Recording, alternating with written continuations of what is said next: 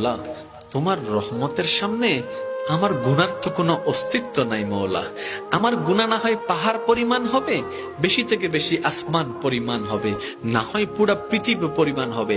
তোমার রহমত তো অগণিত, তোমার রহমত তো অসীম, তোমার রহমত তো আনলিমিটেড। এবার রব্বে করিম বলে, তাহলে ঘাবড়াস কেন, তাহলে মন ছোট করস কেন? আরে গুনাহ করেছো তো করেছো, কি হয়েছে?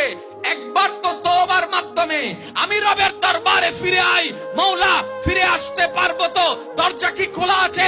রব্বে করিম বলে, মরণের আগ পর্যন্ত, কিয়ামতের আগ পর্যন্ত, সূর্য পশ্চিম আকাশে ওঠার আগ পর্যন্ত দরজা খোলা আছে, দরজা খোলা আছে, দরজা খোলা আছে। এবার বান্দা বলে, মওলা 24টা ঘন্টার কোন টাইমে আসলে সেই দরজা খোলা পাবো? রব্বে করিম বলে, আরে ব্যাংকের দরজা খোলা থাকে নির্দিষ্ট সময়ে, অফিস আদালতের দরজা খোলা থাকে নির্দিষ্ট সময়ে, এমনকি ঘরের দরজাও খোলা থাকে নির্দিষ্ট সময়ে, এর বাইরে যায় না। কিন্তু তোর